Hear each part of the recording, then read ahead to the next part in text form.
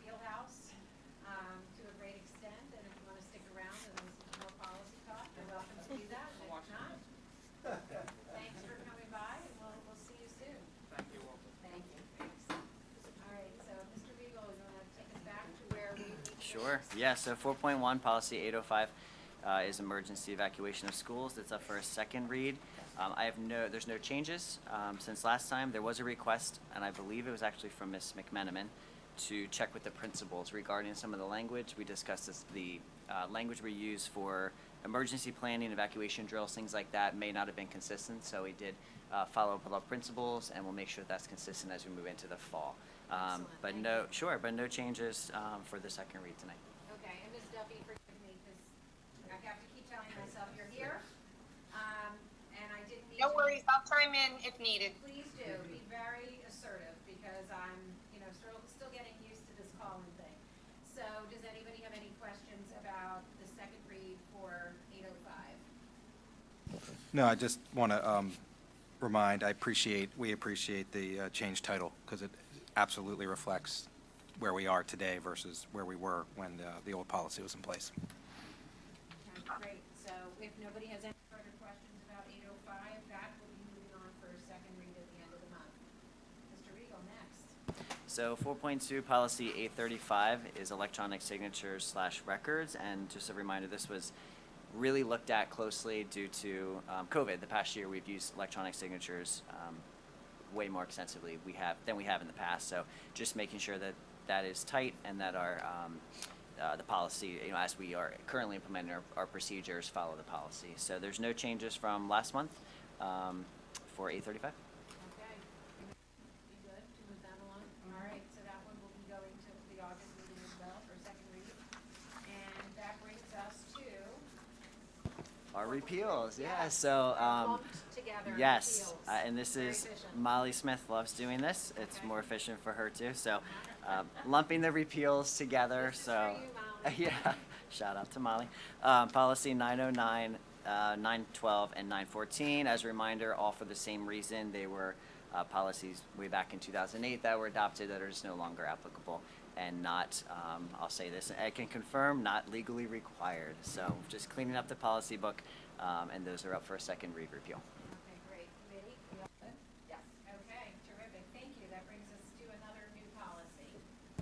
I love this efficiency. So 4.4, policy 234, pregnant students. So first and foremost, there's a requested or a recommended change in title to pregnant / parenting students instead of just pregnant students, which is one of the main reasons it was updated. I'll start and then Ed can chime in as needed. But it covers, the policy needed to be updated, generally speaking. It was last updated or adopted in 2008. And it is part of one of the PSBA policies that came out recommended to look at, to update. But it does cover both pregnant and parenting students and has been broadened a bit. And the accompanying AR as well. We took a close look at the AR to make sure that we are following everything and protecting our students who may be pregnant in our or parenting in our schools. So I'll turn it to Ed for any other background, but that's all I have. I don't think I have any other background to provide. I think Mr. Regal covered that pretty well. The one thing I will say is that in addition to previously it was titled pregnant students, the concept of parenting students was added because when if you have a student may still need accommodations even after giving birth, and you'll notice that for example, like in the administrative regulation, we list some of the accommodations that may, typical accommodations, things like additional time in between classes, permitting the use of elevators. Those things were always in the policy, but things that were added were things like providing a space if someone needed to pump, those types of things that weren't really within the scope of the prior policy that, current regulations would require the district to accommodate. So we wanted to bring the policy in line with all of the obligations to students who are both pregnant and parenting. Excellent. Thank you for that information. Does anybody have any questions? I do have one question, which is that throughout the policy, it references that, particularly with regard to a pregnant student, that they need the note or authorization of a physician? And if we're not legally prohibited, is there a different terminology that you could use? A licensed medical provider, perhaps, I don't know. Yeah, I'm thinking of nurse midwives who regularly provide, both prenatal and postnatal care to pregnant women. Also, since this is going to be parenting, I think the other two questions, and I don't necessarily need for you to answer these questions right now, but is it specific that this could theoretically apply to a father who is parenting a child? And, but what I see is kind of missing here is that an absence from school that would be allowed does not seem to be in here that it has anything to do with the health or well-being of the child who may be getting parented. I don't know if that's prohibited by law. I don't know if that's just something you didn't consider or we didn't want to consider. I don't know. I don't know really the background on that, but those were the kind of the two. And then there was a rather vague, there was a rather vague, I'm trying to find the term exactly, terminology around the amount of time someone might be absent. Is there a limit on the excused absence time for a pregnant student? I'm trying to read where I'm. I know what it was. It's number 4. I'm sorry, I did find it. Under guidelines, providing the homework assignments, and that they shall receive credit if they are satisfactorily completed by the student within a reasonable amount of time. Reasonable amount of time is a very vague term. There's a certain amount of flexibility that's required when you've just given birth, but it did seem pretty, pretty vague. So those are my only two. And that's in the AR, so I don't need you to respond back to that. But I did think about that, and I don't know that this policy actually has ever been utilized by anyone in the district, but, I do like that you've updated it and include the concept of parenting. So thank you. Sure. I don't know if Ed wants to comment, or we can get back to you on some of those questions. I just had a thought, though, and we can circle back. If the physician is involved, and we deal with this with other, circumstances, and something like homebound is, recommended by a physician, that would be crossover, and to your point, would have stricter guidelines for us to follow. And typically, we write that in a individual health plan, or sometimes even a 504, depending on just the needs that are presented. So there might be some crossover there, but generally speaking, if Ed wants to comment now, we can get back to you on some of the questions you had. I understand, though, what you're. Well, the question about the medical provider is a policy question. Yes. Yeah. I'm gonna The let Ed question answer about that the one. AR, we actually don't usually deal with AR here, but it was just at front of mind. So that was it. Sure. Yeah, so we can definitely tweak the language. There's no legal prohibition that it has to be a licensed physician, so we can find a different term that works better there. Perhaps licensed medical provider would be the solution. We'll make that change before the board meeting, so this can move through for the first reading. Can also take a look at, just to comment briefly on the one comment you made about the arrow, we can take a look at the reasonable amount of time language. I know that the district has in place, and it's actually outlined in all 3 of the handbooks, how much time students have to complete assignments after returning based on the length of time that they were out. I'm wondering if the language about reasonable amount of time was maybe to build in some flexibility, because maybe even those timelines may not apply if someone was back but maybe still not fully recovered or something like that. But we'll look and see if we can put some guardrails on that. Maybe referencing back to the handbook provisions or something like that. We'll take a look at that. I think that's a good point. Okay, and what about some really interesting observations that you made about there being potential for someone parenting who is a male. Is that something that you wanted addressed? It doesn't, So the way it reads in the policy, that there's only any authority in here to address the parenting if you had been a pregnant student but you may be intentionally only trying to address that issue. And I'm not saying that's right or wrong, good or bad, I'm just saying that parenting can be done by either person. Sure. And the policy only reads to apply to a pregnant student who then becomes a parent. So the board has, under the law, under Pennsylvania law, the board does have pretty broad discretion to outline via policy what constitutes excused absences versus unexcused absences. The guidelines in the state regulations say those rules simply have to encourage regular behavior and can't be designed to permit irregular attendance.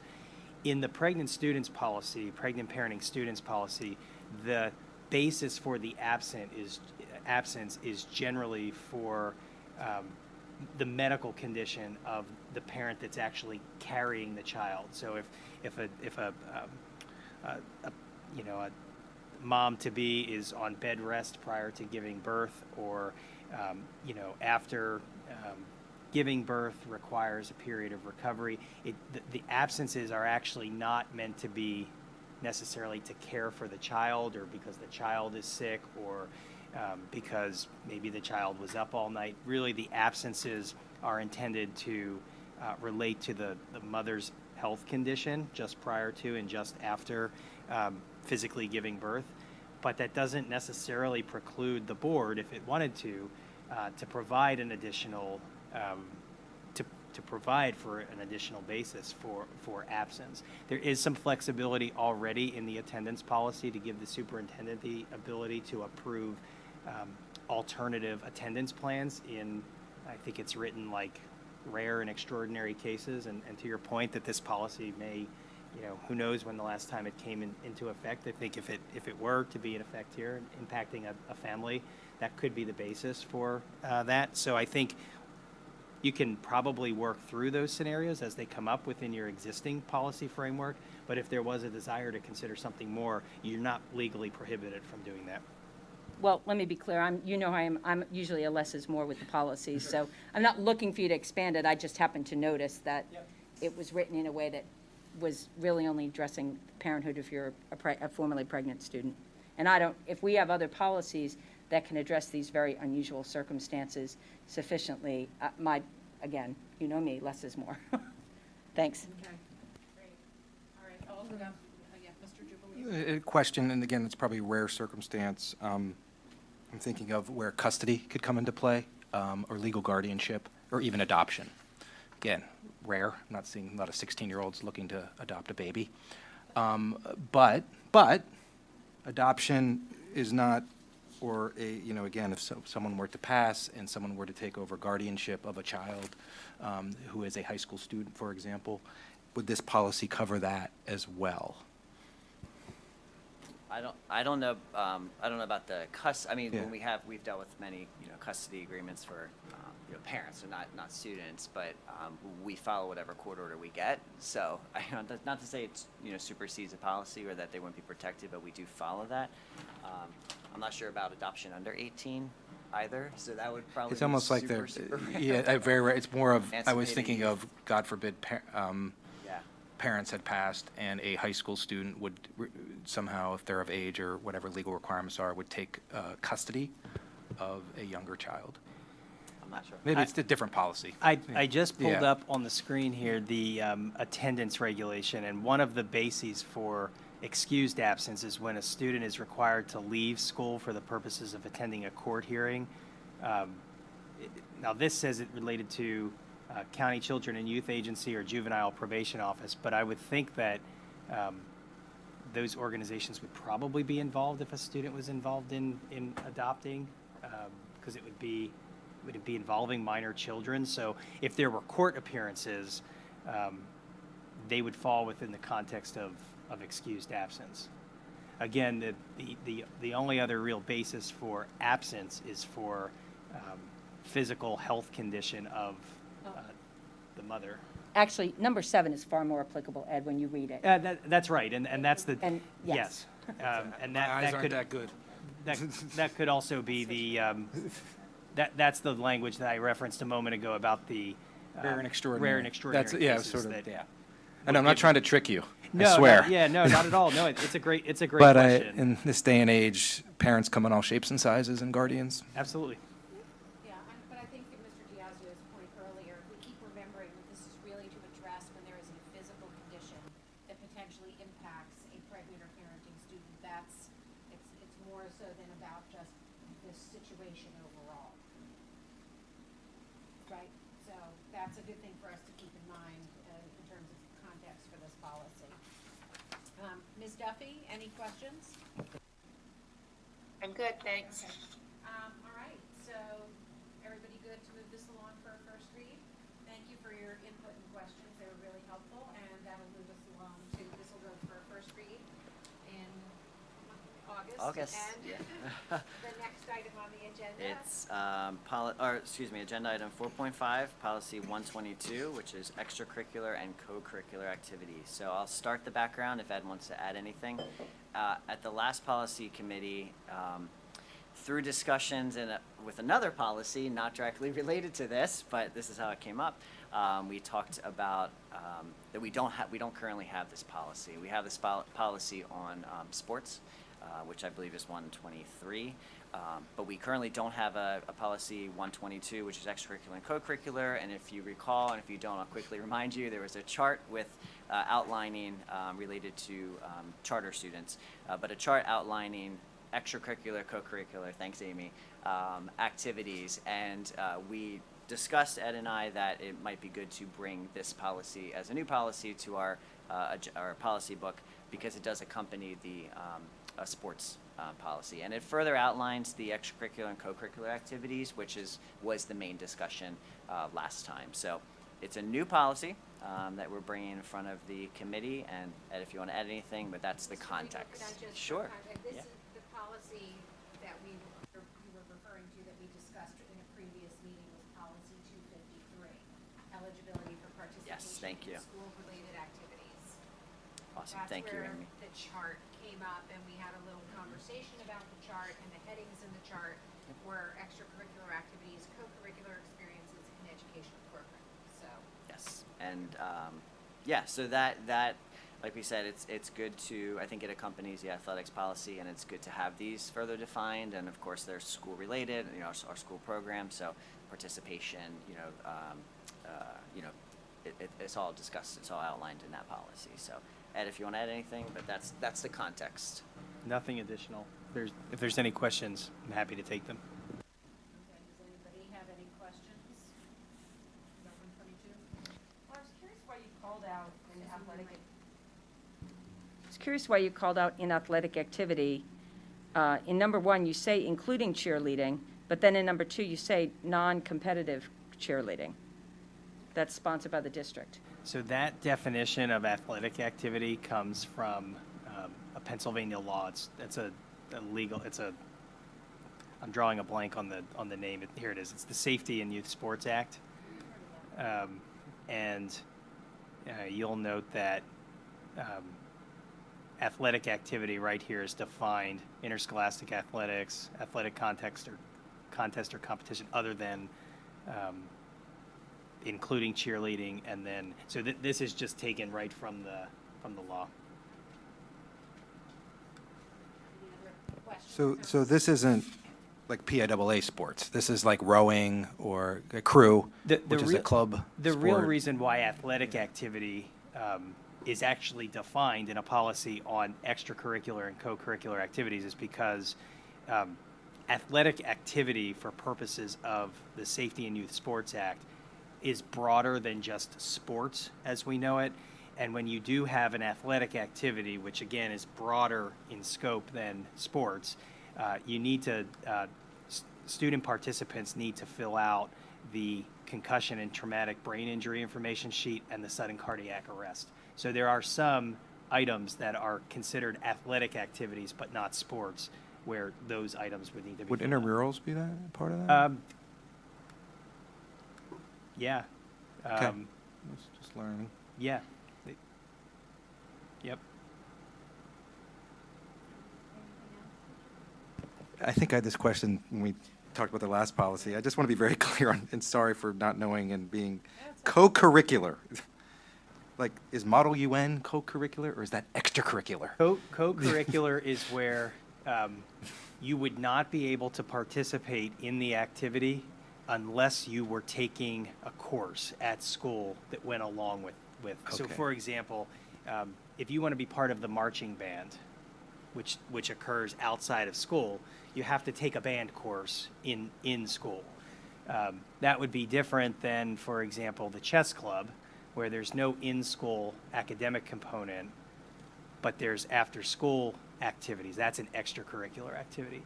In some places, for example, the school newspaper would be a co-curricular because only the students that are in the journalism course might be able to write for the newspaper. So it's whenever there's an academic component with the outside of school component. Okay, anything else? All right, great. This isn't really specific to a policy, and I know we have to walk through a few minutes here at the last agenda item, which is a repeal. It's that time of year when school's getting started, building officials are getting ready for students to return and doing their things. Could you just, and we don't have to maybe do it before we finish the last item on the agenda, but I just wanted to ask, because I think the timing might be right, about the way we prepare staff for policy going into a new school year. We've done a lot of work on policy, particularly pretty efficiently, I hope, over the past several months. And so there might be a lot of new material to cover. Could you, before we conclude the meeting, maybe briefly review for us, people new to the committee and anybody who might be watching, how this policy work then makes its way through the system? Sure, I'll start if Ken wants to add anything. So, Why don't we wrap this and Sure. because Yeah. the next item is so quick, I Yep. think, 4.7. Yeah. Let's do that and then go into it. if perfect. that's all right with So you. 4.7 is a repeal, agenda item to repeal policy 911.1 and 815.1, which Ed spoke about, is due to the introduction of 816. So they're no longer applicable. Okay, good. Everybody good to move those along for a first read too? Okay, terrific. So maybe this is new business, maybe it isn't. I'll call it new business. Does anybody else have any other new business items? All right, so I'm gonna call this new business Sure. item to your attention, which I already did, and was wondering if you could Yeah. just provide some information on that. Sure. I think your mic's off. I'm so sorry. How long's that been going on? I guess I'm We're good? Okay. Yeah. So we'll start with throughout the year and then how we prepare kind of for the fall, which we just had retreat, admin retreat the last 2 days. So many items are discussed, at admin retreat when there's more pressing and need to review. But throughout the year, when a policy passes for a second read and is posted on the website, Molly Smith, again, shout out to Molly Smith, who's very efficient. She sends me an email, Michael Petiti, Communications. We get it posted, and then anytime it's applicable to a building, a principal, or another department, we send it to them directly to make sure that they're aware, right? That it passed. Here's the new policy. Review it. Questions, let me know. And as the liaison and working with Ed, if there's any questions, we answer them, as they come up. But backtrack before that, there's a lot of work, as you know, in working with Ken, Dan, and Sean specifically, in when we select policies to review, getting all their feedback. So they're aware throughout the year that these policies are up for review, and they've given feedback most of the time. They're not required to, but we have a good group of admin that does that.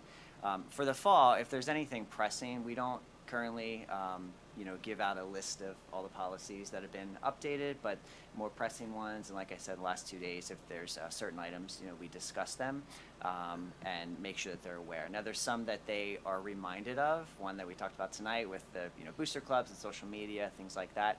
I send out reminders, before the school year starts. Besides that, there's no other official way that we kind of prep admin, like I said, besides retreat, and then throughout the year, the reminders that these have been updated. Personally, getting, and Ken, you can chime in if you like, but getting an email with a list would be a lot, right, to review and making sure that we're doing them. you know, I find as we go throughout the year, those that are applicable, we're reminding them because there's certain things that are timely, you know, for certain parts of the year. So, but like I said, as a new one is approved by the board for second read, we make sure that any staff that it's applicable to, we get it out to. We do also use, you know, Andrew's not here, but our, you know, student and staff representatives, if there's things that are applicable to students, making sure that we're sharing that with them, and as well with the teachers. You know, we had some policies this year that were updated, that were applicable to staff. We wanted to make sure that they're aware. So, nothing to prep for the beginning of the year officially, but like I said, admin staff and, you know, making sure that we are preparing our principals, most importantly, as they get their handbooks out and started, things like that. Those are things that come every year, and they're aware of that, and we just give gentle reminders to stay on top of it. Yeah, we talked at one point about, you know, streamlining. I think it's another district in the area that has the handbooks online and has the links within the online handbooks to the policies, so that there's no need to do a rewrite, a retype, or whatever of a policy as it's been amended. You just simply, the link already has the update in there. Have we moved towards something like that with our handbooks yet? Or are we still, when there are updates to policies and the handbooks have to come out, people are still doing it the old-fashioned way? It's in process, and excellent. it's moving in that direction. It's hard to move everything at once, but sections of the manuals, increasingly every year, more of it is moving to links, and the handbooks are getting a little bit shorter as a result. Great. Because there's less paper, and we just completed that exercise for next year last week. Oh, great. The handbooks were looked at, and more of the content is linked as opposed to pasted. It's not all there yet, but that's the direction. I think really there's a couple policies that are really central to the handbook that are probably on the horizon for this school year. And once we get through those, I think that's the ripe time to really make that, you know, full transition.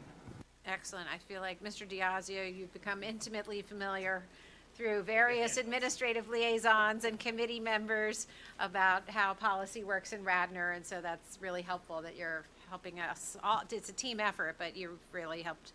You have some institutional knowledge in spearheading how we evolve from a policy perspective, and I know for the community at large, every time we update policy, it goes through its second read and approval. It's put into the Radnor Reader in the weekly edition.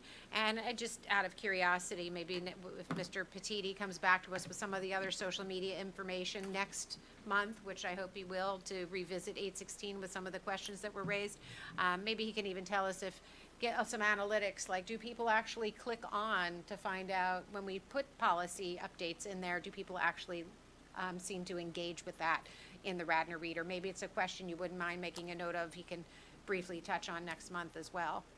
Does anybody else have any comments on that? Okay.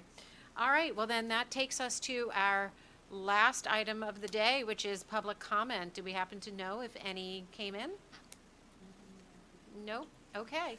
Well, then with that, this is a new accessory I haven't seen before, but may as well use it. Meeting adjourned. See you in September.